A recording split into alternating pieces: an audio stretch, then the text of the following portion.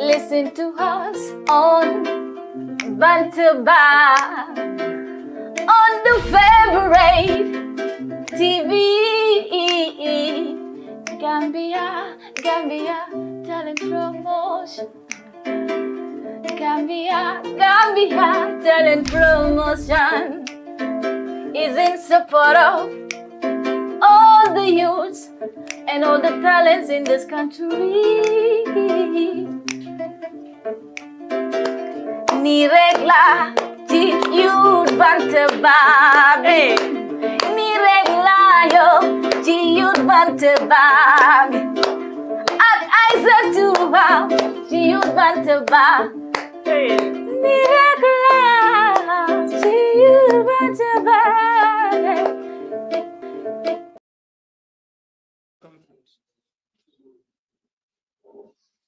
This press conference is being held in the aftermath of Congress, which ended on the 31st of July this year. Essentially, the press conference is meant to throw light on what has happened in the press conference, what we have been doing, and what we are to do to address the challenges that we have identified. So without wasting time, I'll ask the Secretary General to take the floor. Media practitioners, we, the members of PDOIS, have invited you so that we can share what transpired at the Congress held from the 29th to the 31st of July, 2023.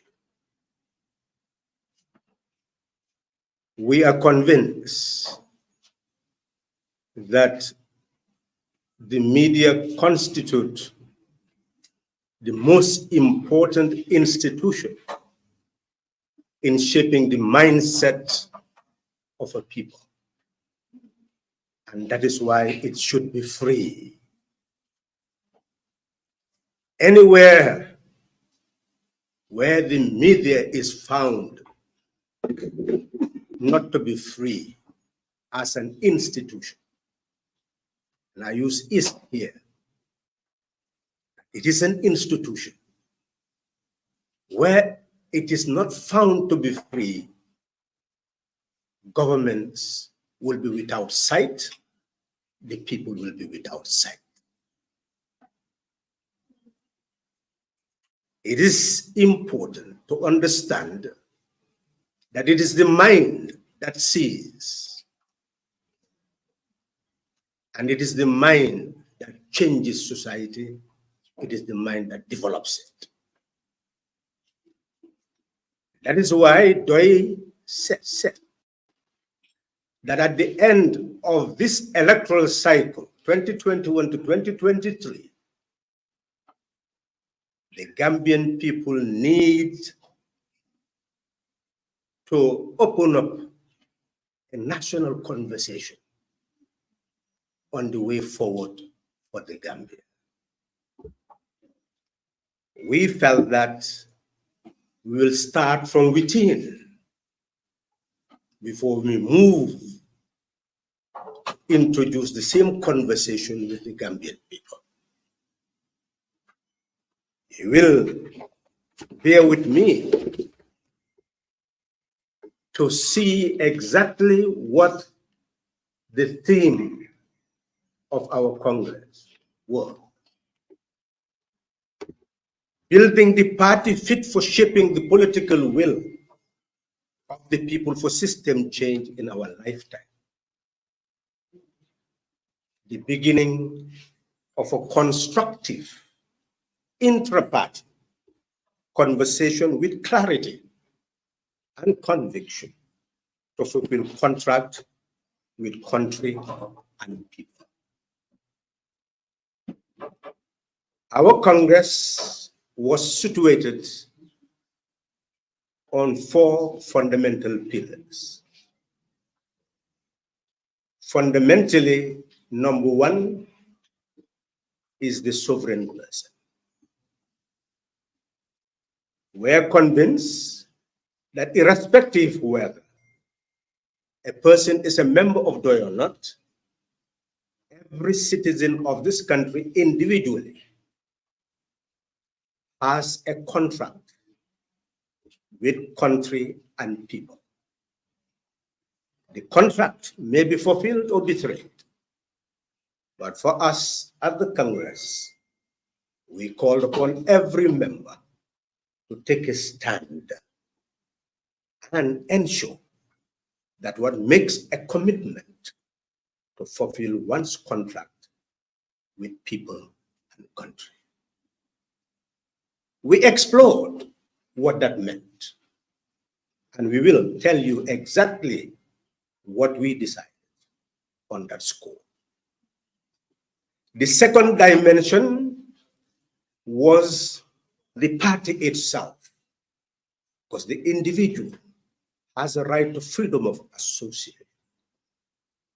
And people accepted to be members of DOI. We had to interrogate what our duty was in building this party and what the duty of that party is as far as the contract exists with country and people. What we explored in that score also we will share with you. We also came to the third pillar, that preparing party must be for a purpose. And the purpose is to build a country. We have to examine the state of affairs in our country and what we need to do as individuals and severally as a party to be able to accomplish the needs and aspirations of our. And finally, we are fundamentally aware that we are not an island. And we must not promote narrow nationalism. And narrow nationalism is taking root. And therefore, it was essential to look at the position of Gambia, the position of our party in the world as a whole. The Congress dealt with these four elements. And looking at our country as a starting point, we emphasize the debate that existed at that material time regarding the Senegambian bridge. Every sector of society was talking about to show that Gambia is growing, is maturing. But we cannot mature without information. And our duty is to give correct information to our people. And that is inconceivable without those who govern making full disclosure of what they do on our behalf and supposedly in our interests. The Constitution is a guide. Listen to its dictate. It says, the Gambia shall not. When you hear shall in law, it's mandatory. It's not discretionary. It said the Gambia shall not become a member of any international organization unless the National Assembly is satisfied that it's in the interest of the country and the relationship does not derogate from its sovereignty. No international organization. But what is paramount is section 79, subsection 1C. It says, the president shall be responsible for the negotiation. So the president can go and negotiate with anybody, anywhere, governments, international organizations. But it adds, subject to the ratification by the National Assembly. The controls, checks and balances, guards and fences, so that you don't have absolutism of power. So discretion there is restrained. Restrained so that after the president signs, no one wants to constrain the president, the executive. The hands are free. That's why the executive is the executive. Go and sign, negotiate on our behalf, but bring it to the National Assembly so that they will check whether it is in the interest of the country. And it says after the National Assembly subject that particular agreement to scrutiny, then the other powers come. The president then can, as he said, the conclusion of treaties and other international agreements. So any treaty starts with signing, but that's not conclusive. And that's what we pointed out at the Congress, that what we heard was incorrect, if that is indeed what was said. That is, a ministry can go sign an agreement of any sort without coming to the National Assembly for ratification. We emphasize that we do not need trial and error in governance, and that can only be prevented by maturity. Fully conversant of Constitution and fully conversant of any document that comes before our authorities to be able to determine what constitutes the national interest. Our Congress did go further to look at the whole issue of the Senegambia Bridge. The flaw, fundamentally, is to recognize that this sovereign property must not be disposed of in any way or shared with anyone unless the national interest is secure. We emphasize that the Senegambia Bridge is a source of revenue. The bridge was established to replace a source of revenue, ferries. Now our ferries are dying. All of you know exactly what has been happening these past days.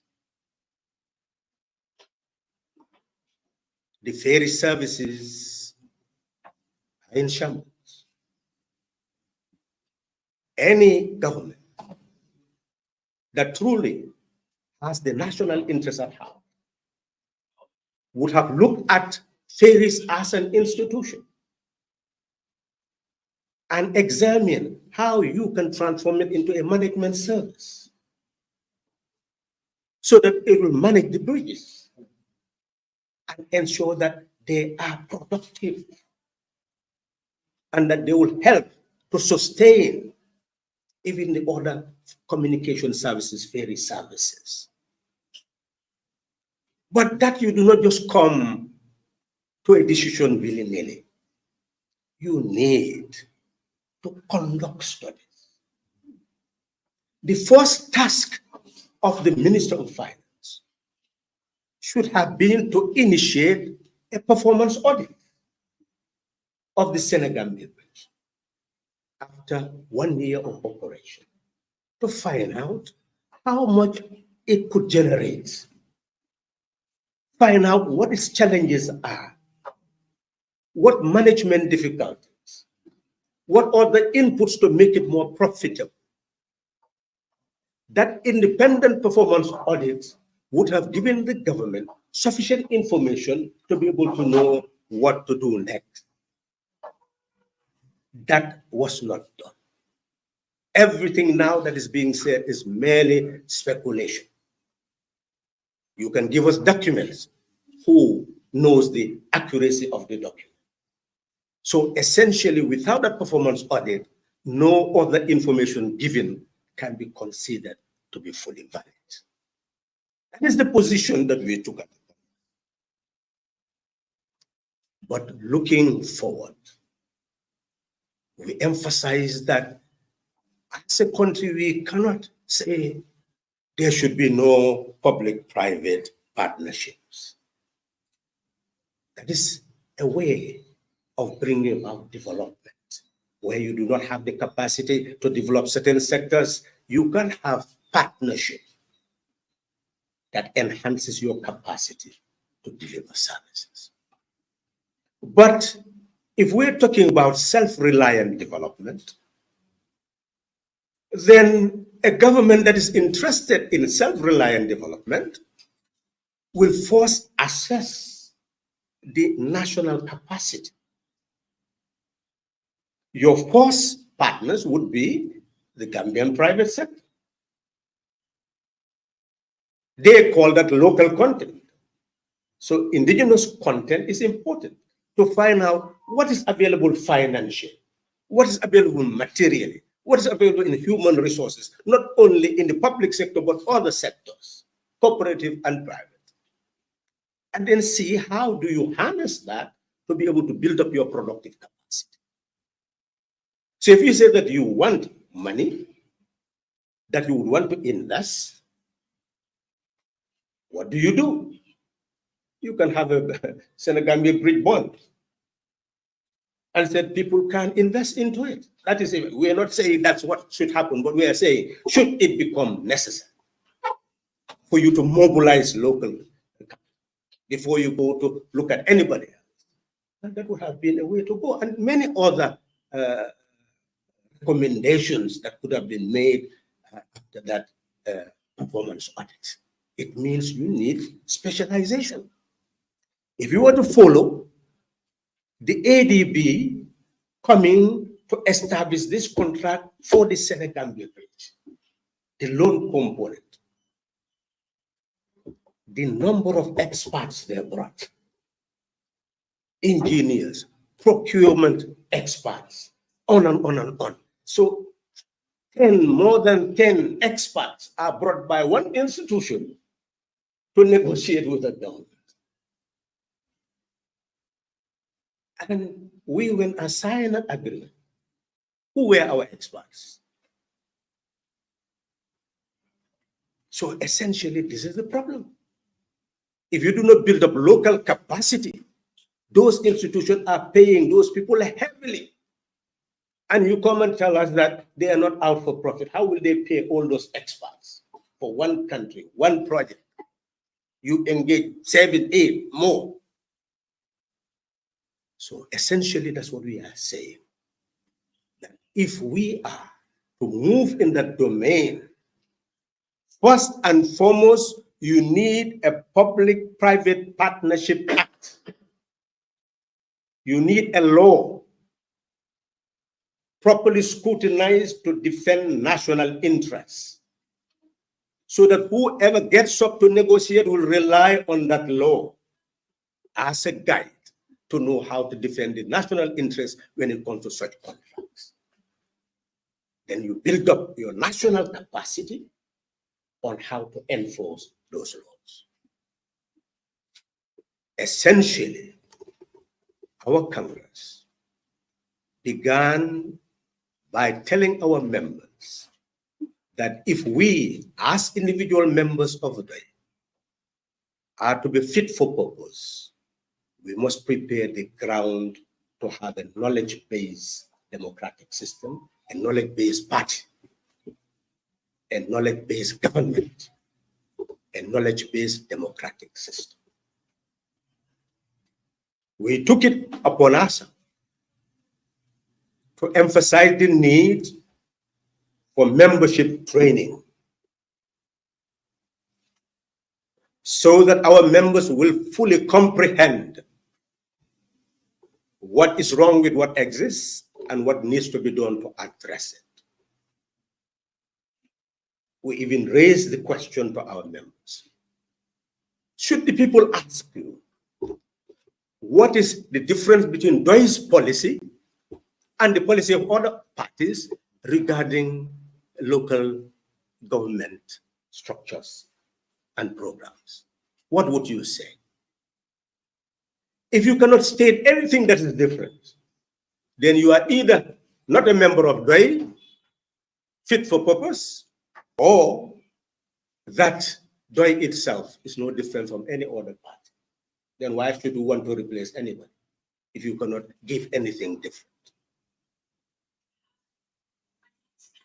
we emphasize that the DOI member, the sovereign DOI member, must first of all make sure that once make that contract with one's country and people and try to understand that country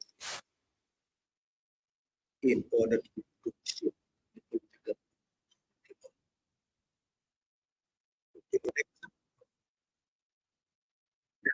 Essential in the about development being just jargons that must be translated into programmatic policies. Anybody can use them, and it is being used all over the world. People-centered development, people-centered.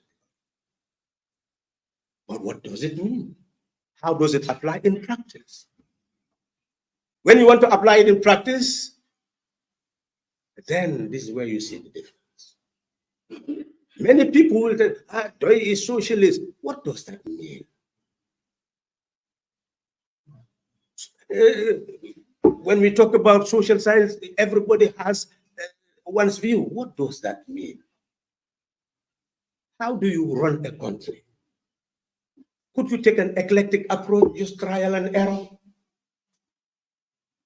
Just common sense? That's not what runs a country. We are saying, for DOI, the person, the sovereign person, is at the center of development, at the center of the republic. Because that's why we are a republic. We're a party of the republic. We moved away from a monarchical situation under colonialism and became a republic. That is a fact. And it goes with factors. And that's what science is about. Study of facts and factors. It's concrete. We knew how we became a republic, why a referendum had to be held to ask us in the first place, why it failed in 65, why it succeeded in 1970. That is what we teach our people, to understand our country, know our country, know why we are a sovereign people. Why are you a sovereign person? You must know. Don't say you just have rights. How did you acquire those rights? You must know. And that is what DOI strove to do, to enable people to understand. When we say that the people are at the center of development, is because we could not have become a republic without the people. They had to express their will. And based on their consent, the republic is born. And that republic must serve that sovereign person. And that is why we talk about the centralization of national government, to go back to where the people live, in the villages, in the streets, in the wards, in the regions.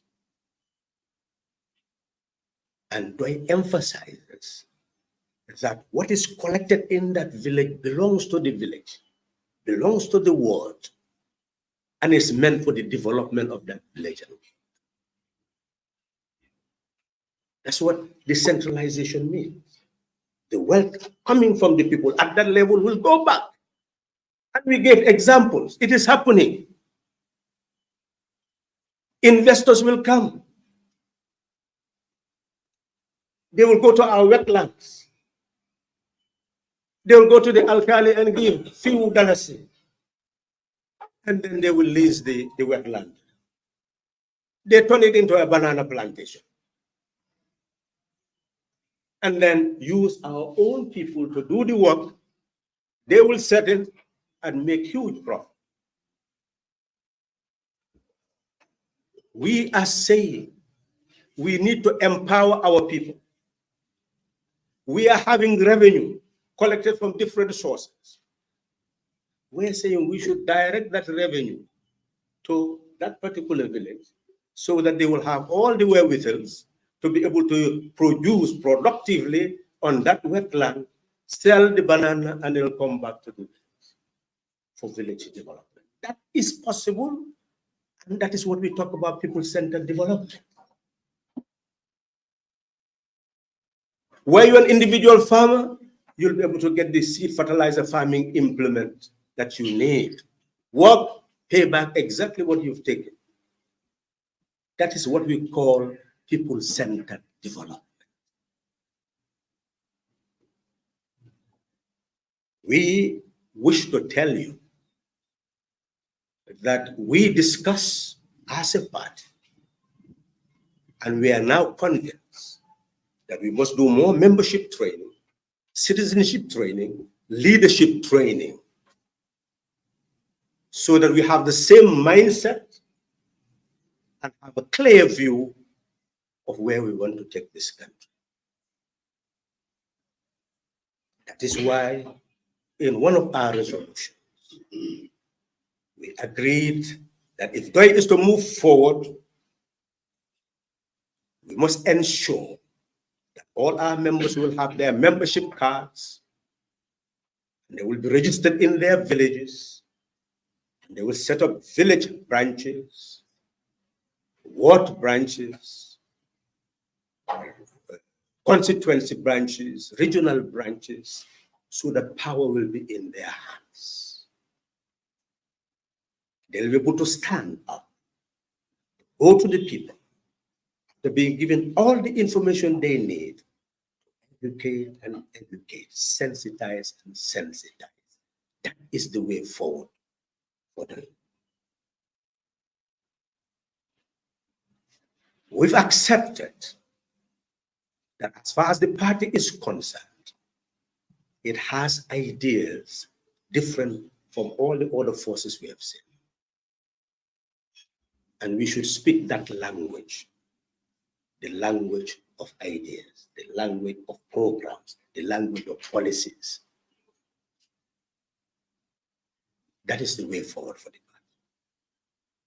We're also convinced that for the nation, we must begin the process of preparing for the future. Many people are joining the party from other political parties, from leaders from parties. So we'll expand our constitution, review it. We decided to set up a constitutional review committee that will take on board people's proposals so that even the organs of the party will be expanded. A consultative and advisory committee would be significant. People who have worked for the party, have experience, are no longer really serving as members of the Central Committee, could be galvanized into an advisory and consultative committee to help retain institutional memory. Experts who would have looked at the Senegambia Bridge, all the components, analyze it, feed National Assembly members, feed our members all over, feed our media, so that the people will receive information and use it to protect the interests of the people. We are thinking of an expert bank, a committee of experts. The Constitutional Review Committee will come up with the name. This expert from all sectors will continue to monitor all sectors of development in the country and make proposals as to how we can improve in all those areas. This is DOIS preparing for change in our life. That we must build up the human resources with the capacity to guide that change. That's what the Congress sought to achieve. We've looked at the area of exclusion. And we cannot exclude a sovereign person from exercising authority and expressing consent. That is why we are sovereign. that our authority to represent or be represented or to participate in the political life of the country must not be restricted unreasonably and unjustified. That is the language of our national document, our constitution, our sovereign of our will, the depository of our will as a Gambian people. That's what the constitution is. That is why we emphasize that in all the party organs, we must ensure that there is gender parity.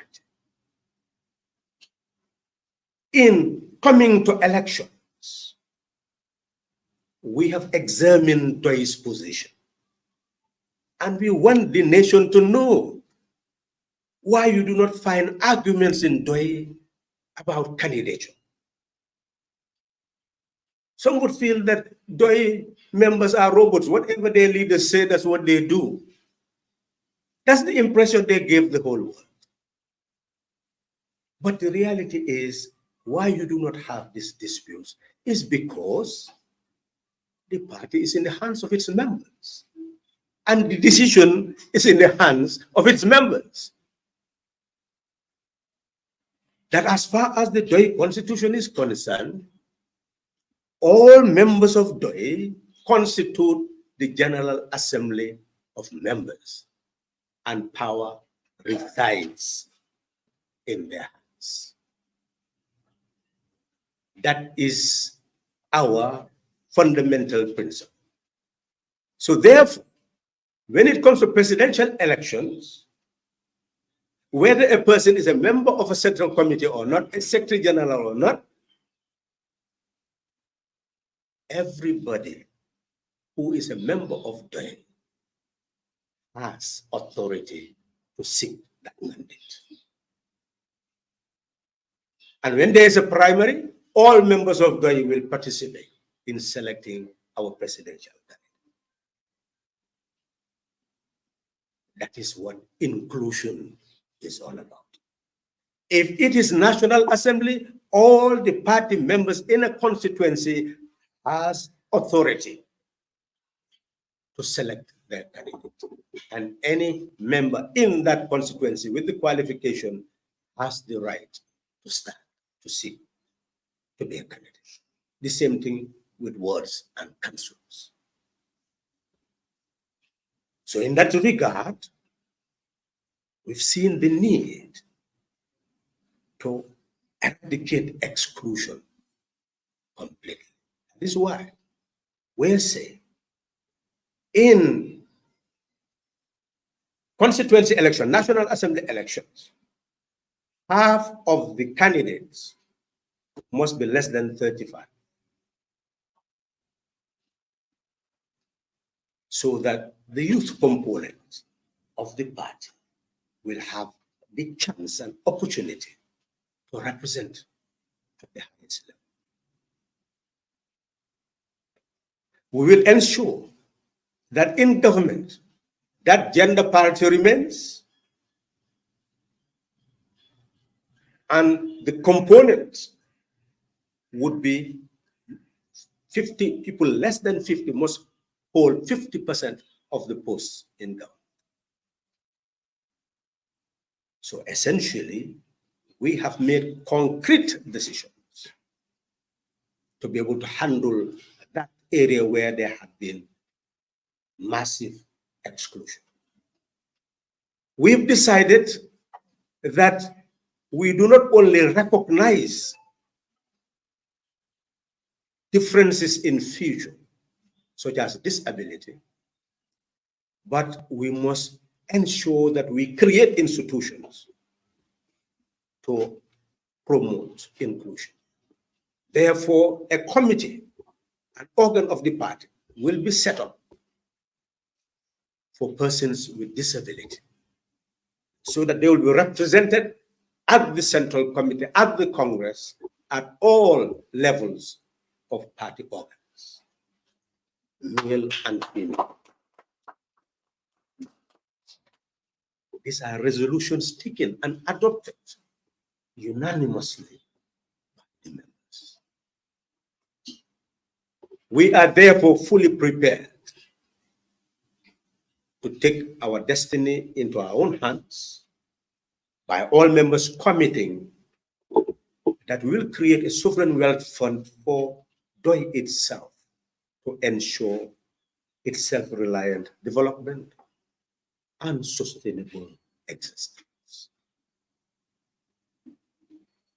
The members are ready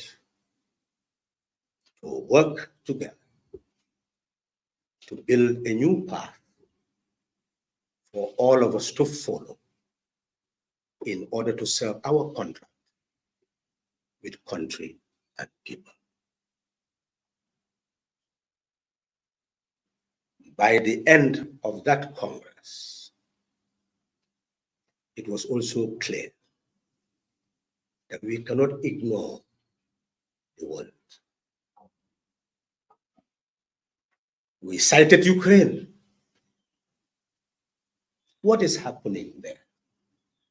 This is Europe in the 21st century.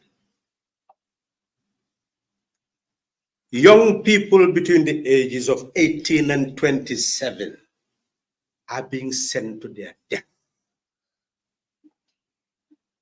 The future right there in the face of everybody being crucified. And they are talking about Russia as a world power, NATO as a world power.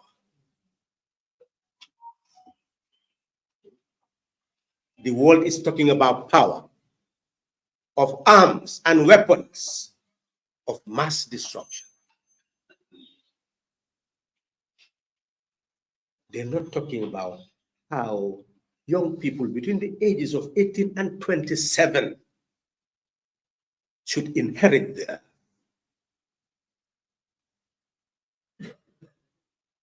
Those who are their authorities are not thinking of who to bequeath development to continue. So Dave is convinced that we have a voice that must be amplified to be heard all over the world.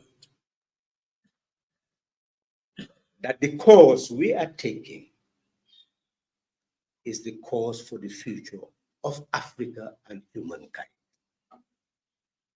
It's the cause of the sovereign republic, which guarantees the sovereignty of every single individual, irrespective of gender, irrespective of color, irrespective of religion, irrespective of any division.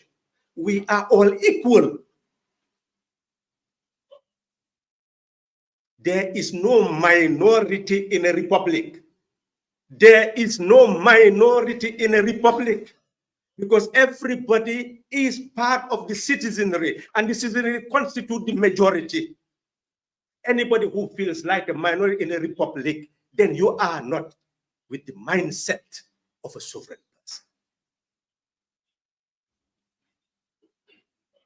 And if we build that mindset, there will be national unity, there will be national cohesion. And we will not oppress each other. We will serve each other. There will be peace, there will be tranquility, there will be development. That is the message. The war now in Ukraine is nothing but narrow nationalism. My nation is more powerful. I will dominate you if I can. That is what brought about the First World War. That's what brought about the Second World War. It's nationalism, narrow nationalism.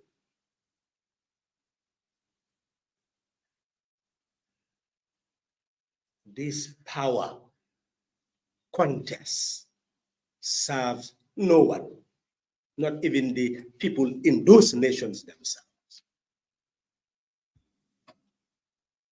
And therefore, we as DOI must take and are ready to take that message to the world, starting in our homeland, ensuring that there is national cohesion, that we become a people, a Gambian people, who love our country and love our people, ready to serve that country, ensure that we live in liberty, dignity, and prosperity.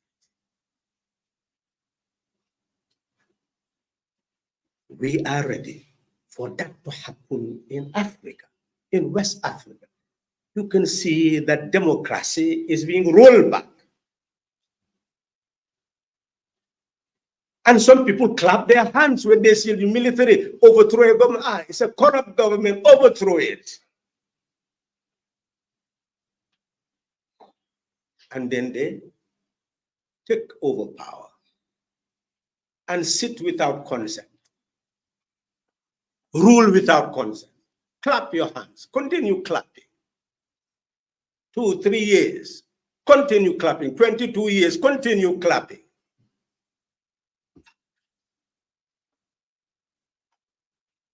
What's the difference? And when you want to demand, what happens? So essentially, that is the trajectory that West Africa is taking, the continent is taking, because we refuse to move to build the sovereign republic and nurture the sovereign people. That is our problem. That is the task, but we are refusing to carry it. Of course, we'll move backwards. We'll blame each other, rightly so, for the wrongdoings of people. But the solution would continue to be elusive. In this country, for 22 years, we had that type of system of government. But PDOIS was here. Why didn't we say somebody should overthrow that government? Because the republic belongs to the people. And anybody who overthrows a government and sits in power has also, by extension, nullified the republic and the sovereignty of the people.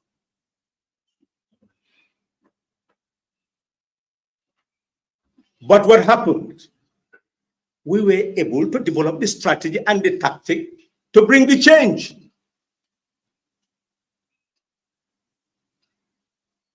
We brought the change. A government that came through the barrel of the gun was removed by the ballot, to the consent of a people. Never lose sight of that. Never despair. Know that power is in the hands of the people. Divided, we are weak,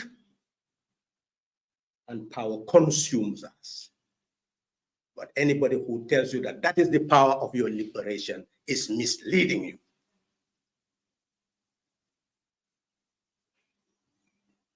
Those are the distractions and detractions that PDOIS must combat. We have the power. And Chair, I believe what we did and said has been properly summed up in my own thinking. But a recent development would require mention, because at this very moment, Chair, our own neighborhood, in our own neighborhood, we have seen what is happening. In a democracy, every citizen has a right to seek political office or to elect political leaders. It must not be unreasonably and unjustifiably denied. During coups, parties have been banned, their offices closed down, leaders arrested. That is not acceptable in a democracy. Any nation that heads towards that direction is straying away from democracy into tyranny and should be properly guided.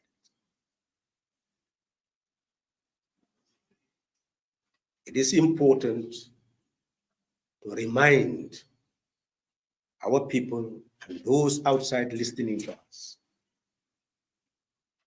that the peace of the bullet, the peace of the button, the peace of the tear gas is no peace, it's coercion.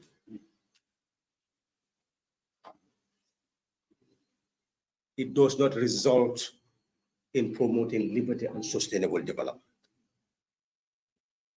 Our party understands that fundamental law, that our duty as people who are liberated is to allow that instrument of coercion to wither away and disappear.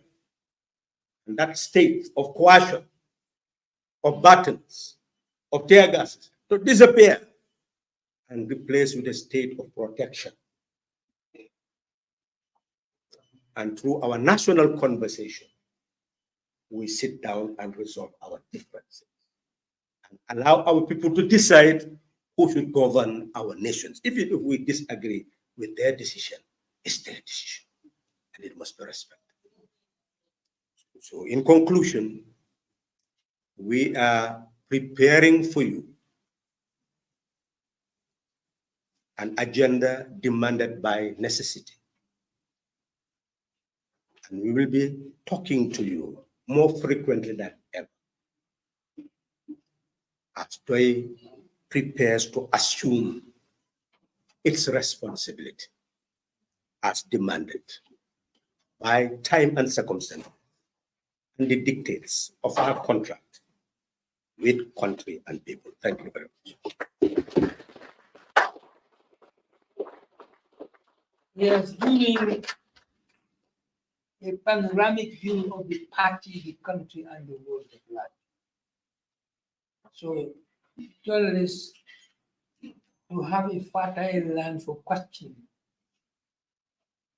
And I'm going to open the floor now for your questions. But as usual, you are within a particular framework. So your questions should respect that. Anybody who wants to ask a question? Tell us first the institution you are, media institution you are representing, your name, and your media institution. It justified that the apology is necessary and follow the African. I believe that it has been made reference of we must have knowledge of who we are. Then we should know what we deserve. We removed a colonial order to become sovereign. And we now have authority that resides in us. It is stated in chapter 1 of your constitution, fundamentally, the sovereignty resides in us, in the people of the Gambia. Power belongs to us.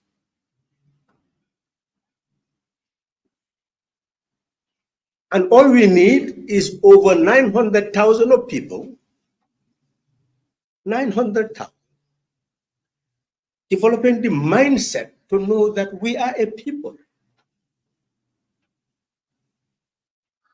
Who can stop us from removing somebody in office and putting people in office? That's the power we have. We feed the military, the security apparatus. We are the ones who make it possible to have weapons. And their duty is to render service to us, protect our properties, and protect our territory. Now, those people have those weapons to protect us. If you say they should use those weapons to be able to govern, so that they govern, what about if they misgovern? Who is going to check? You know, the answer is clear. If you give the people with weapons to govern, if they misgovern, then who will check them? Who will remove them? And how will you remove them from it? And essentially, we had a coup d'etat here. For over 22 years, that government was in office. What is overstayed? But even though it was here for 22 years, by virtue of the fact that it moved through a transition from being fully in control like a monarchy to allowing the process of change to come through a transition, so that we went into elections with political parties operating. PDOIS position, even at the level of the coup d'etat, was that if you remove a head of state, don't rule, because then you abolish the republic and you abolish the sovereignty of the people, you become a quasi-monarchy. That is why we were invited to hold ministerial posts. We never did accept, because we would have accepted that we don't believe in what we are preaching now, the sovereignty of the republic and the sovereignty of the people. What did we do? To encourage everybody to move towards a transition, so that we'll have a constitution, we'll have elections. And it happened in 2 years. So anybody who experienced that, and experienced that even during the time of the coup d'etat, how many changes have already happened in these countries where you talk about military rule? They continue to overthrow each other. Here, the same thing would have happened. But we directed the country towards change in 2 years. Otherwise, the events of November 11 would have repeated itself on a continuous basis. Because you cannot change a military government without using military might. So that is not a way forward for any country. What must and should be done is to educate our people so that they know power lies in their hands, and whenever they want change, they can have it. 2016, we effected change because the people wanted change, and they had it. And that is the way forward. Anybody who teaches something contrary to that is not speaking the language of history, is not speaking the language of our experience. That he or she is speaking a foreign language that no one should be able to understand in the Gambia.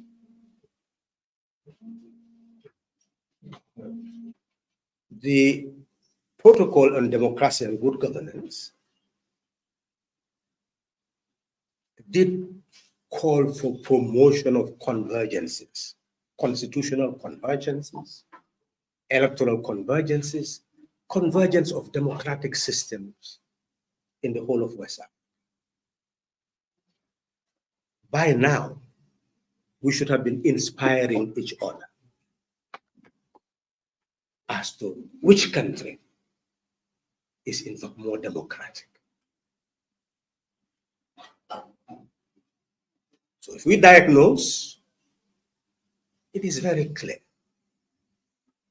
that those who govern, and maybe even those who want to replace them, have not entirely committed themselves to the principle of the sovereignty of nations and the sovereignty of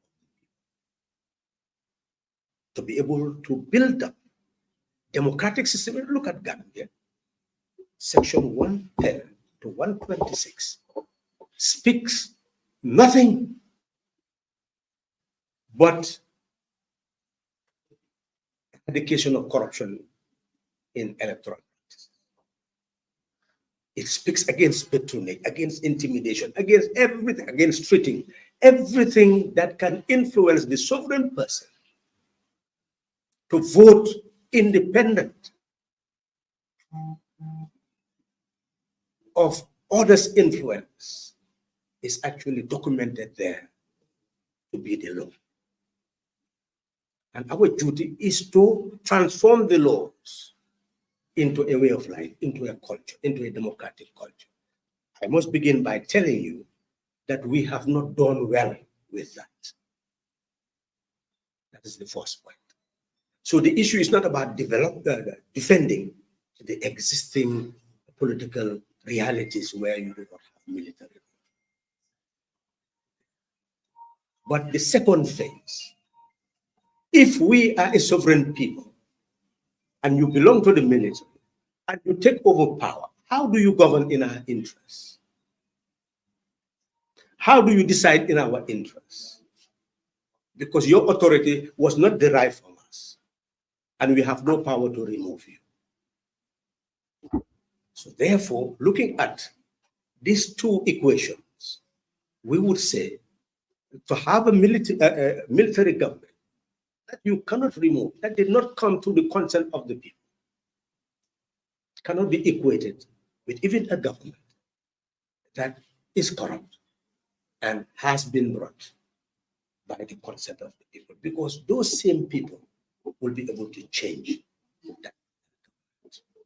If they really build up the determination, they will be able to do so. And Gambia is a clear case. So we're not talking about fiction. We're relying on fact of what we have. And we are convinced that that can always be done. Now, essentially, the actions of ECOWAS is what the protocols you have, agreements. That's what you implement. But the question is, will use of force ultimately change what is happening in Niger? They must have experts looking at that.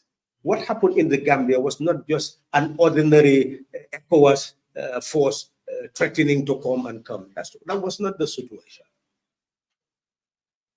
Gambia is different from every other country. And each country has a situation that should be understood, because the objective is not just to act for the sake of acting. The objective is to achieve results. In the Gambia, they made a coalition that had full understanding of what it intended to do. That it intended to leave the incumbent to be in office up to the 19th, up to the 18th of January, because that's what our constitution said, to have the 5-year mandate. And then failing to leave, we ensured that we spoke to our security forces so that all the security heads were in agreement that yes, they will continue to serve the constitutionally established government up to the end of its term, but thereafter they will not serve that government. Of course, the ambassadors all over, ministers, so everybody started jumping from the ship, because everything was clear that this was what was constitutional, and failing to do so, you'll be left outside the process. So in that regard, we worked on the ground to be able to achieve the purpose of getting external forces to give us solidarity. And that is why when they were coming in, we told them we don't need intervention. Come as a force of solidarity. And they entered as a force of solidarity, with many of you not even knowing that they were in the country. And then peace returned. And when we were welcoming President Barrow from Senegal, where were the ECOWAS forces? Well, I think it's the people who were prominent rather than the ECOWAS forces on the ground. So in short, it is important for the ECOWAS itself not to be adventurous. They must look at the situation, the position of the Nigerian people of Niger. What is their mindset? How do they see the situation? Because you cannot go into a local situation that is supported by the local population and then expect that you can score military victory. Wherever there is military victory anywhere, it must be supported by the local population. So in essence, their cause may be just to call on the military to hand over power, but how to implement their decision must be strategic, must be tactical in orientation.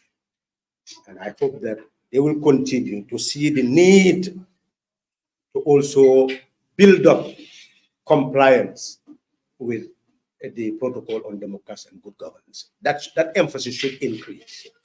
That is the way to prevent what is happening in Asia. Thank you very much. I believe maybe you have not followed the discussion. It is precisely the issue of resignation that was discussed for people not to exploit that very term that this person has resigned from DOI.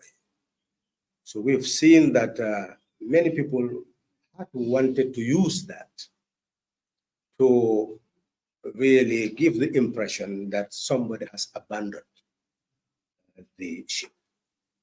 We discussed as a party and we reached an understanding. Under our constitution, we know exactly the next stage would have to be the matter consultation with the Central Committee in order to know how do we fill the vacancy.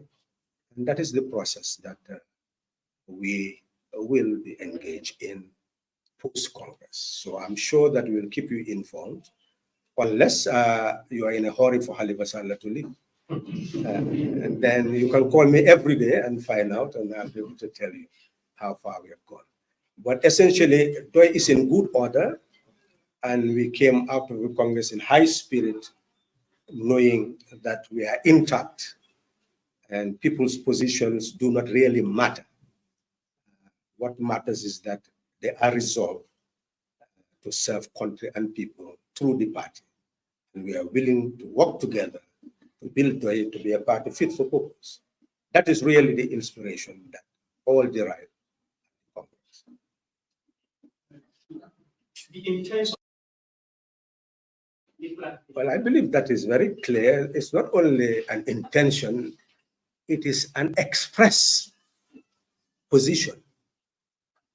The issue is how do we do it to ensure that the party remains intact. That is really, we don't build to destroy, we build to strengthen. I believe it is very clear that we are developing a strategy, a tactic of ensuring that we retain institutional memory and that we retain experience, we retain a capacity. We do not build to destroy, we build to go forward. So in essence, I believe you've, in a way, seen exactly what we are trying to do. Shifting, meaning that I will be doing all the things that will serve DOI, and through that also serve the country and the world. I don't know whether that answers the question. Yes, I'll be doing things, maybe I'll be more vocal, because when you are in certain positions, you have to become very diplomatic, not to alienate a party, not to alienate a country and all the forces that you want to ally with. You know, so I'll just give you an example. Some time ago, I had someone, chair, in a broadcast, video broadcast. He said, Halifa Sallah, we were with him at the President Barrow's residence during when Barrow left, and we caught a mercenary. So the mercenary was hired by Halifa Sallah to kill Barrow, you know, so that he would take over the country because he was acting. I listened and listened and listened, and then I felt, well, unfortunately, the person is not very skillful. No, I don't attack people. No. Don't attack people's integrity. I've not said that, and it's not part of our press conference. I'm saying he was not skillful, because if you want to be skillful, then what you say must be close to believable. Because Jammeh was at the State House. Halifa Saleh hires a mercenary to kill Barrow. If we kill Barrow, then how will Halifa Saleh become president? Does that make sense? A person has to be skillful. I mean, because if I kill Barrow, then I'm the loser, because Jammeh will come and chop me up and say that you killed the legitimately elected president of the Gambia. And then, of course, what do you do next? What would we have done next? Well, we have to go to another election, because there was no assumption of office to say transfer. There is nothing in our constitution, nothing in our laws that says that if a person dies before you assume office, somebody else is going to replace him. There's nothing there. So you see, these are issues, of course. Somebody in one customer and said, if you are president, is it that you're going to be arguing with people all the time? You say, of course. You see, then you have to become tame. So, but now when Halifa Saleh leaves this position, know that anybody who opens one's mouth, I'm sure you will close it very quickly. Yes. Yes, the first question shows really why the Gambian nation should read more our transformative agenda, speaks more to our people, find out more what DOIS stands for. This issue of indigenous content, we have said, for example, that you will have at grade 12 1 year of national service. And after the national service, the fund will exist at the central bank, which can assist the person to engage in any form of production, small scale, medium scale production. It's the same thing with the media. It's the same thing with those who are selling medicinal products. You'll find out that in many of these areas, external forces, we're not opposed to anybody from the outside investing in the Gambia. But then we must ensure that our people have the capacity to be able to participate in development. What stops from a media house going to that particular project that we will have at the central bank, that fund, to be able to get all the things that are needed to be able to establish a well-equipped media establishment? What about helping in terms of training institutions to facilitate that? So in essence, we have to have support systems, build the institutions so that the human resource will be supported, financial resource will be supported, material resource will be supported. That is what DOI intends to do. For example, if you talk about pharmaceutical products, why don't you look at those Gambians who are engaged in the sale? You want quality products, empower them. They'll get the resources, they'll pay it back. So that's what they are talking about. So second question, you see, we must move from just allegations of corruptions, and those are issues we can address. But the real issue is, how do we protect this national asset and transform its productivity into an instrument, into a tool for national development? That's what we need to address, even here, through your question. We are saying that let's not speculate about what it is generating. Let us have performance audits. Is that clear? We should institute performance audit immediately so that they will find out what has been generated.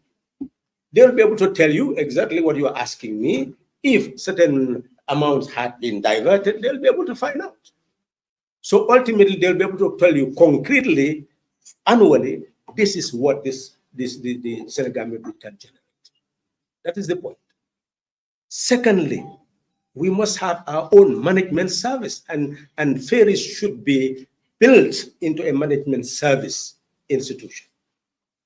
So that rather than relying entirely on GPA for its resources, and the ferries are clearly run down, we are saying that it is important that it is transformed into a management service after you've calibrated how much it can earn, everything institutionalized, computerized, digitalized, so that you avert any of this diversion of resources as before without all those institutions.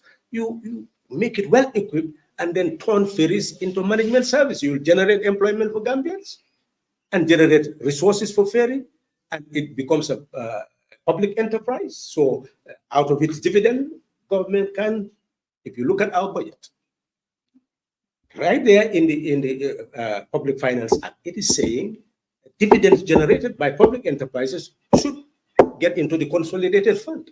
So it means that annually you can calibrate how much they have earned, what goes into services, etc., salaries, and then the dividend will go into government coffers. So in essence, then, that's what we are saying, that nothing has been done since the Senegambia Bridge was completed to really prepare its administration and management. But I would say if this happens, where government go and then without the approval of the parliament was PDOIS, because this subject that we are in regards to the bridge, this is Africa 50 is an organization, and we had the minister say that they become the member of this organization prior to going into this agreement. That 16 countries has agreed to be part of Africa 50. That means that the government has already agreed to be part of Africa 50. And that was never discussed in our parliament. So how far they go ahead and implement this agreement in terms of taking over our bridge without the approval of the parliament? What would be the position of the US? There are so many agreements that the government has entered into. When I was in parliament, in terms of the fishing agreement, it has never been approved by the parliament. The third possible agreement, it has never been. So there's already precedent set by the government that they disregard the parliament. What will be the position on this situation? Not only his position, I believe that we all witness where the Minister of Fisheries was summoned to the National Assembly. So essentially, that is the power of parliament. Ministers should not disregard the powers of parliament, because they are not only accountable to the executive, they are also accountable to parliament. I believe that is clear. And it is stated by the Constitution. And they can be summoned. They can even be removed from office by parliament. So parliament is very powerful if the parliamentarians are united on purpose. What you have said, we cannot look at the past. If you look at the past, of course, you will see a whole trail of anomalies. There is absolutely no doubt about that. But what we are now concerned with is the here and now and the future. Essentially, even if anything was done in the past that was wrong, you cannot say that makes what you want to do now. What is very clear, and I've read it, I don't think I need to go back to read it. Yeah. So it shows that you must come to the National Assembly for ratification. Belonging to organizations like ADB, etc., these are just shareholding that all governments have, even non-African governments have said it somewhere, I think it's our Congress, that 60% of the shares are owned by African states, but 40% non-African states. In fact, in the non-African state category, Britain has the largest share. So you have those big powers with shares in those institutions. So shareholding is an entirely different matter. And whatever should have been ratified, if not, any parliament can call that back, to be brought to the National Assembly for ratification. No agreement. I believe you can see the trail of ratification that we did in 2017 after taking over. Many of the agreements had to be brought back for ratification. So in short, and some institutions operated, but when the change occurred, you see that they had to come to the National Assembly for ratification. What then is the issue? The issue is that any action that is in contravention to what the Constitution says, Parliament can force you to come and explain. And if you do, they can force you to do what is right. The Local Government Act permits the council to nominate 5, depending or 6, depending on the numbers of representatives that we have in your council. This has been a debate on the social media where we have seen the KMC nominate religious positions in the council as somebody representing the Christian debate in terms of where a faith should be represented the matters of the state. And this party, they are the minority who have a representative in the council. There is no minority in the state. More clarity compared to What is for those who govern to understand the rules. That's what's rule of law. Otherwise, you bring mix up in the nation. We are very clear what the Constitution says, that all those who are engaged in political activities must ensure that they do not get involved in regional ethnicity. They do not divide or contribute to division on the basis of ethnicity, religion, sectionalism, or regionalism. That is stipulated by law. And Section 100 of the Constitution says that we must not have anything that gives any impression of a particular religion being in charge of the state. Why? Because sovereignty resides in everybody. And some, no matter what number, are this or that, men or women, Christian or Muslims, from upcountry or in the city, you must be from somewhere. But you are still a sovereign citizen. And you can be the president of the republic, you can be a national assembly member, you can be a councillor, irrespective of that. But when you are a councillor, when you are a national assembly member, you are putting national interest before your personal interests. There is nowhere that's saying that you are representing a group. So once you are elected, you are representing all citizens of the nation. And no political figure should ever undertake to give that impression that anybody is selected on that basis. So it is very important that that is taken into consideration in the future as we argue. There is something that we call affirmative action. And affirmative action is an issue of representation of women, of youth, of people with disability. But you see that those categorization involves everybody, irrespective of religion. Because if you say that women, well, they belong to different religions. Disability, they belong to different religions. You look at youth, they belong to different religions. So the issue there is not one of exclusion. It is really helping to promote inclusion of all people belonging to all sorts of religions. So what is important is make a decision without making those pronouncements. Because once you make those pronouncements, then you give the impression that those people are just only serving those people. I don't think that helps. It can create unnecessary religious feelings which would not have been justified if you just appointed the person on the basis of merit. And playing a major role, still continue to play a major role in the country's political dispensation. During the 2 days Congress at the hotel, renewed the PDOIS commitment, to salvaging the Gambian people, to build strategies to ensure that the PDOIS doesn't slip. What are some of these strategies? Parties' operationalization to ensure that the Gambian citizens subscribe to the PDOIS policies and way of operationalization what would you do now that you haven't done before to fulfill, these commitments that you have made during the conference? What we are doing is just building up. Everything must grow. All structures must mature. It's just maturing. We are not saying we are doing anything that we have not started, but we are building. When we say building a party, is we're building the structures, we are building the membership. We've agreed that we'll get all the members, identity of being DOI members, and get registered in the villages, build up their village branches. So essentially, that is the way forward. We are going to become more active. Every DOI member will become an activist. The training will increase. Our organs will also be instrumentalized. They will also be operationalized.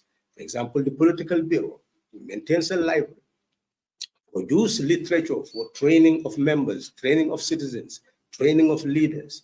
The youth organization, youth bureau would also be activated. That's what the Congress said. Let's activate all our organs. So don't be surprised to see the women moving there, youth moving there, the musicians and all. I think you understand that DOI has capacity to build orchestra and all this. So essentially, Gambia will be a very lively place as we open up this conversation. We are saying the conversation at the Congress, which enliven everybody, will now move to the population to bring everybody to life so that nobody goes to sleep again. That's what we agreed that. We will not allow anybody to go to sleep again in the Gambia, except somebody who in a state of coma.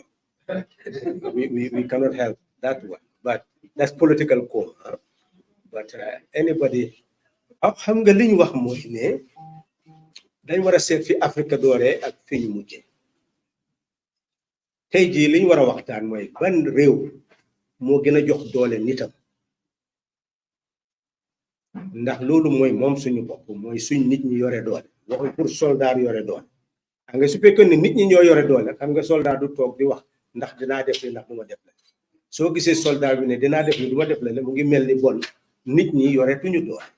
Loolu lañu wax ne foofu lañu juumee ne dañ waroon a continuer juróom fukki at di gën a dooleel nit ñi su ko defee doxaleen bi di gën a set.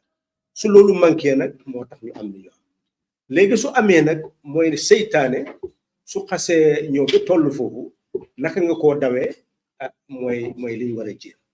Liñ war a jéem fi mu nekk mooy gannaaw ñooñu jël nañu réew yooyu dañu war a dal bu baax seetaat naka la ñoo waxtaanee ak ñoom seen niti réew yi da nga xam ne seen niti réew yi dinañ jotaat ci nguur yooyu mu mel ni transitions yoo xam ne dina tax nit ñi jotaat ci nguur gi. Loolu moo war a nekk xalaati njiiti ECOWAS yi ak njiiti Afrique nekkul xalaati ne dinaa jël doole def nangam. Jël doole def nangam nag mu ngi aju ndax am nga doole pour def loola ndax nangu too yooyu ñu fa ak itam soo ko defee itam ndax dina mun a sax ba jàmm mun a am nga moo tax looy defati rek foog nga laaj sa bopp ndax lan caa soxla di nga ko mun a am déet. Li West Africa laaj fi mu nekk mooy dal. Gannaaw amuñu njiit yoo xam ne doy nañu royuwaay te loolu dafa am maana sooy atte xeex dafa fekk ka koo atte ñëpp wekk nañu ko suñ ko wegee rek atte ba dafa yomb waaye su fekkee ne weguñu ko mu ngi mel ni aywa dafa gën a yomb. So moo tax foog ñu seet fi ñu toll lan la ECOWAS man bu mu def lu mu man bu mu nekk di tiital te fekk moom parewul pour egg foofu ndax foo seet ci ECOWAS rek muy Nigeria fu nekk xeex yaa nga bari te ñi nga xam ne ñooy xeex ñooy ñiy daane ñoom emuñ sax pour xeex rek pour jot ci nguur ñu ngi daane sax soldat yi nga xam ne ñoo nekk ci réew yooyu mu mel ni bon ñoom ñu ngi xalaat ci yeneen fànn.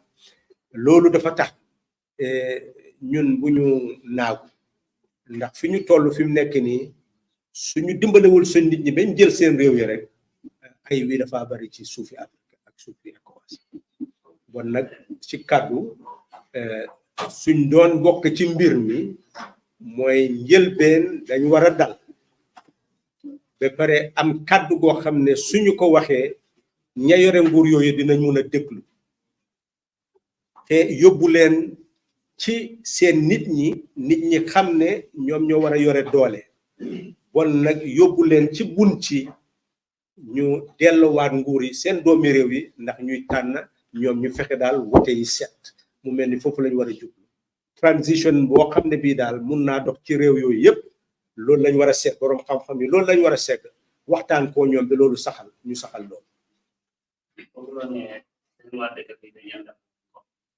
because comme nekk ni gars yi ñu ngi celebrate ne comme nguur bi lu mu am ni mooy Niger seen nit ñi ba pare dem nañ ba laka embassy France so boobu la ne comme lay comme que ñooñu ànd nañ ñi seen nguur bi ñeneen war a ñëw intention.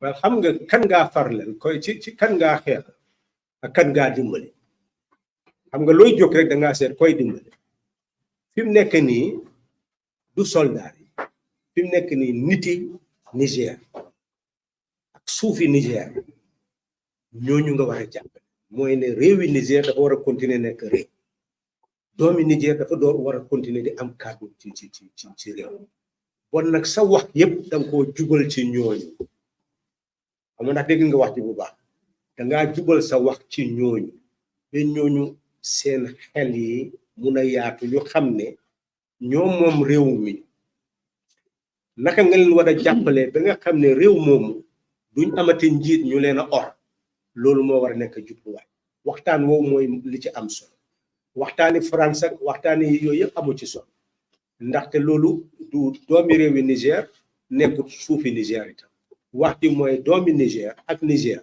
ndax ngaa fexe réew ma moom boppam nit ñi moom seen bopp loolu moo war a nekk waxtaan te ñaareel nag loolu duy nekk waxtaan ñu ngi seet lan la kii wax lan la kii ñu ngi tontuwante yooyu baaxul ci li ñu ooyee diplomatie mooy ñetti yëf moo ci am solo mooy benn ni nga xam ñiy xëccoo ñan la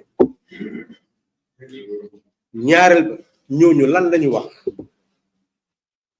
ñetteel ba nag lañu wax noonu naka ngaa fexe ndànk ngay fexe ba ñu mun a déggoo ci loolu ku nekk di bàyyi dañ mun a déggoo loolu mooy diplomatie loo ci boolewaat rek du diplomatie mu mel ni fi mu nekk nii wax ji mooy ñana féew su fekkee ne président bañ jàpp la ak ñoom ñi nekk militaire yi bëgg nga buñ ko rey buñ ko bàyyi xam nga loolu doo dem ne maa ngi laa attaque ñu yore nit nga ne xaaral ma attaque naka laa mujjee mu mel ni bon loolu waxtaan moom laa doole mu mel ni terroriste boo xam ne bii mu ngi ci plaine bi mu ngi ko bugg a bokk looy war a def foofu dangaa waxtaan foo waxee ne dinaa la rey si kooku génnewu la ci problème bi mooy naka ngaa fexee di waxtaan ak moom même d'accord ba wàcc loolu mooy mbir mi mu mel ni loolu lañ war a seet daal ñu yore mbir mi ñoo war a seet li ñu war a def ba mun a isi jàmm ak déggoo mun a muuf nag ci li nga xam ne mooy dooleel doomi réewi Afrique yi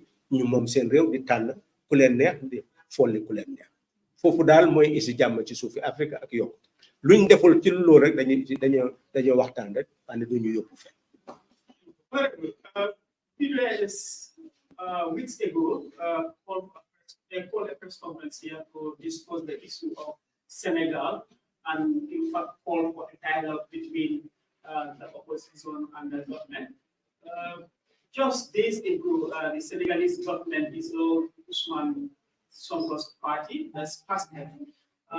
As the party, what is your reaction to the Senegalese government's decision to dissolve the party?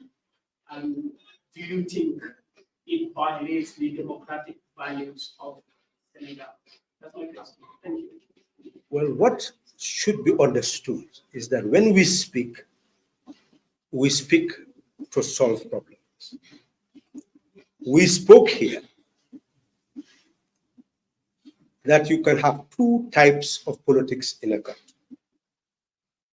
a competitive one or a combative one.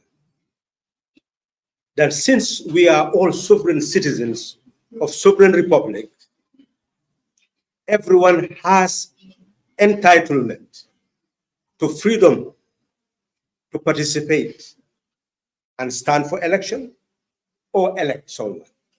We also have freedom of association to come together as political parties, political association to put up candidates.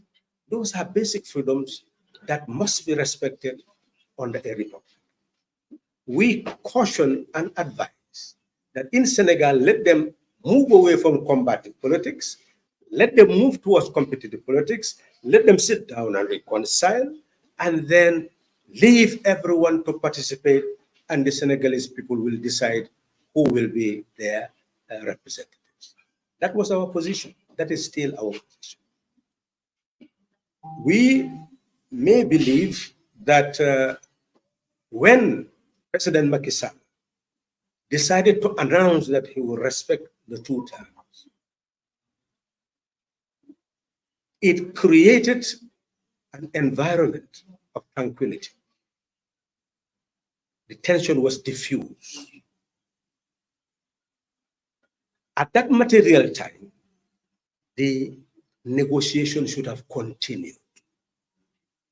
And any person of goodwill or government of goodwill or internationalization of goodwill should have continued to look at Senegal and the contradictions that may become explosive. Our conviction is that that was not properly done. And now you have had this situation where extreme actions have been taken. The banning of a political party and arresting of its representatives. You know the implication of that. And as a media group, we want you to focus on the implications, not just condemnation, but the implications, to get those people who have taken those actions to think and rethink. You see, many people have resorted to the back way. And you can see the number of people that are being sent back by Europe, which is in fact in greater crisis now because of Ukraine. So if President Macky Sall decides to ban a political party, he is giving justification of every young person who supports that party to seek political asylum. And as they move towards Europe for that asylum, Europe is likely going to be put in a very critical situation to say that, well, how can we host all this? Hey, you are not serious. And of course, he is going to have serious antagonism with those powers.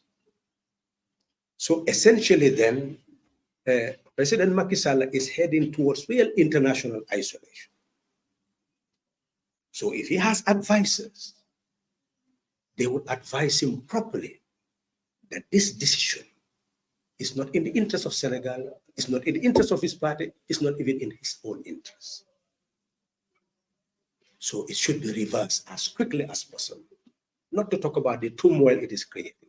I'm just emphasizing that internationally, Senegal will become very isolated because it is not normal anymore in any republic to ban political parties. You can understand a party that decides to take up arms and then you charge them for treason and take them to court. The court may decide otherwise by looking at other things. But essentially, the government must not take such an action under the current political dispensation. Any democratic dispensation, you must not take such an action. And I don't think it's in the best interest of his party or Senegal to maintain this action. We would strongly recommend that it is reversed, and we strongly recommend that responsible governments and international organizations should act now to step in, because sometimes you take decisions and you are no longer in control, and you need controls so that situation cannot be normalized. That's very important. Congress that knowing the rule-based, ethics-based, and knowledge-based class in our electoral process. patronage, inducement, intimidation is part and parcel of the process. In fact, there are so many people who say that we will continue to marginalize as long as they remain in the election process.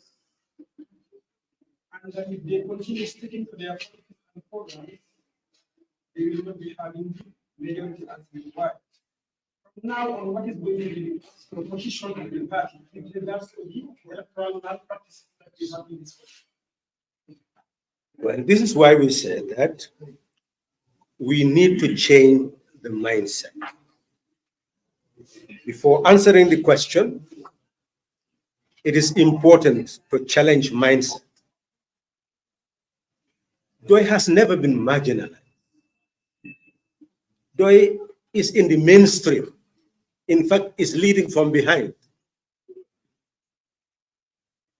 When you look at the number of seats, and I continue to emphasize, if after the coalition's victory, DOI went to President Barrow and said, let's forget about these 3 years.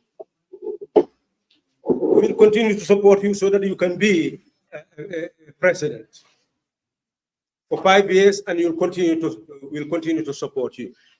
So we want this seat, this seat, this seat, this ministerial post. Will we get it or will we not get it? I'm sure we'll get quite a number of demands that we put in our package. And it's the same thing with Jammeh. He invited us with 2 ministerial posts when they took over. After the elections, we were also invited to take ministerial posts and even not to leave our parties, but a sort of a coalition government. So in essence, DOI can actually, at this very moment, have maybe 6, 7, 8 seats in the National Assembly through negotiation. And the same thing with councils. We can have seats. But DOI's policy has been to liberate the Gambian people, to free them from poverty, from injustice, from ignorance. That our duty is to bring about system change. So if we collaborate to maintain regime change, then we have abandoned what we set out to do in the first place. We would have betrayed our contract with country and people.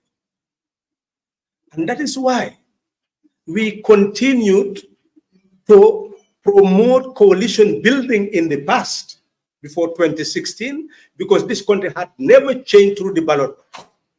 As long as that had not happened, many people never believed that you can change a government through the ballot. So therefore, DOI, in 2002, we had 2 seats in the National Assembly. We could have capitalized on that and continued to promote DOI in the country to have more seats and move towards the presidency. But we decided to come together with all other opposition forces, put DOI aside, establish NAT in 2006. It was almost successful, but eventually some abandoned NAT. And we continued 2011, continued 2016. Did we achieve our goal? Yes, we achieved our goal. That is DOI's success. You want to marginalize us, that we did not belong to that force that brought about the change, that we did not inspire the change. That is the problem. And in the transformation of this country, I remember very prominent lawyers came to then President-elect Barrow and said that Jammeh's declaration that he will no longer accept the results of the election was unconstitutional, so Jammeh's government was unconstitutional. There was no need to wait for anything. We must act. And President-elect Barrow sent them, I was there, Honorable Hussein Dabo was there, Honorable Maifati was there, sent them to come for a discussion.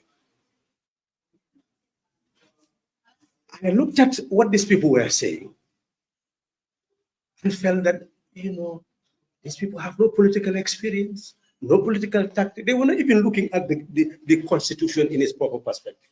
If Jammeh act unconstitutionally, it's the National Assembly that should impeach him on a normal circumstance. The very court that he wanted to go to challenge the election result was not even properly constitutional. He was having his own problem with the courts. But our constitution says if a president acts unconstitutionally, it is the National Assembly ultimately that must vote, and then you set up a tribunal, etc. There was a whole procedure. And I did not even hear that from legal minds. So I felt that they had become emotional. They felt that it was easy. Now that, we've won the election, people can just remove this man anyhow. So essentially, I told them that our position is very clear. This man has a right to be there until the 18th. His term will come to an end. On the 19th, if he continues to stay, he will be a rebel. Then we know what to do. They wanted to continue talking. I said, please forgive me. I'm going to go back to President-elect, tell him, and with these people, if they all agree to do something else, let them do it without me. It was never done. So that is the influence of Doi in shaping the destiny of this land. I've said it in the Congress that when we won and Jammeh conceded, all the members, or most of our members, thought that the next day we were going to go to State House. They were pulling Jammeh's pictures, etc. So, and he conceded. So if we went and told them that, no, you are not going to go to the State House, this man still has to stay in power up to the 18th, can you believe the shock and the turmoil? But then I advise President Biden, if we want our people to believe us, we must first struggle for Jammeh to release the political prisoners. If they see that Honorable Hussein Dabo is released, everybody will believe that they can wait until the 19th. And that's what we did. But you will hear people say, Halifa Saleh hates Hussein Dabo, so these are the issues. But if we had left him there, when Jammeh decided that he will not go again, can you imagine the danger? And other things that we can narrate. So those leaders know exactly what they did. That's why you don't hear them condemning us. It's some surrogate here and there talking. But we, the leaders, we know what happened. And we continue to have high respect for each other, at least in that domain. What people say in private is another matter. But when we meet in public, no. So essentially then, Doi is mainstream, done what you people refuse to acknowledge. That's why you call it 2% party. But it is this 2% party that had made it possible for many people today to be where they are. So essentially, that's our role. Now it's the decision of the people. It's not us. It is the people who give us votes that we cannot force people to give us. But that does not define us. So what we intend to do now is precisely that. Section 110 to 126 will be put into our whole political program of sensitization, so that the Gambian public will be fully sensitized on what their laws say. And we can build up a real mass movement for that knowledge-based, ethics-based, and rule-based democratic political dispensation. We believe it is possible. We believe it's indispensable. Looking at Senegal and all this, that is the only salvation for our people, by taking charge of their destiny and together build national cohesion and take charge of their country as they wish democratically. That's the future. Yeah, there's another question. That at the end of this term, he is serving as the second term. There will be massive protest against him to make sure he does not have a chance to stand for any more time in this country for the presidency. Now, in the interest of good practice and in the Gambian works, what will be your opinion and the stand of your party on this issue? Has any referendum been held? No. On this referendum question? You know, this is a referendum question. What the people will do. How can I speak for the people? This is an opinion. So these are opinions of individuals. But if you were to ask me now what the national challenges are, I will say, first and foremost, we need to have a national conversation on the constitution of the Third Republic. So the constitution is still hanging. People are talking about registration of voters and all. But if you do not come up with a new constitution, if you do not come up with a new electoral act, if we do not come up with both constitutional and electoral reform, how can we move forward to build a rule-based society? Which means that we as DOI, this is our agenda. We are going to pioneer agenda, the type of agenda that the time and circumstances demand right now. What the time and circumstances demand is for us to come up with a constitution of the Third Republic. Number two, electoral laws. And then we move on with reforms. And the debate will unfold in terms of term limits, etc. They will unfold as we build up this constitution, the conversation around the constitution. That is what is necessary at the moment.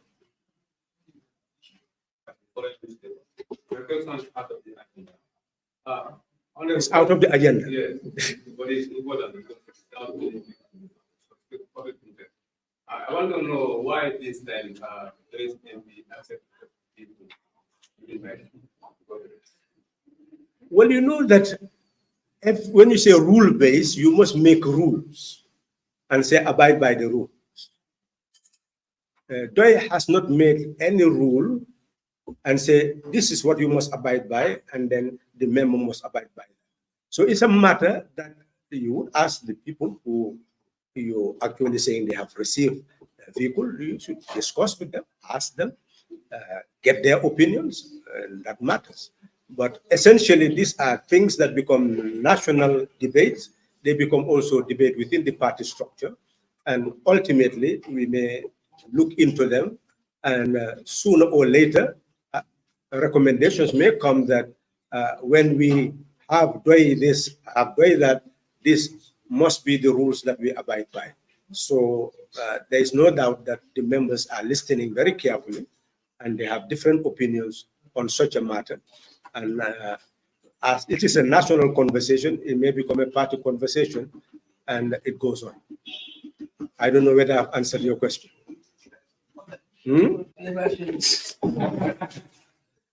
And I think we have now come to the close of the press conference. And I thank you all very much, the press in particular, for having responded to our invitation. Thank you very much, everybody.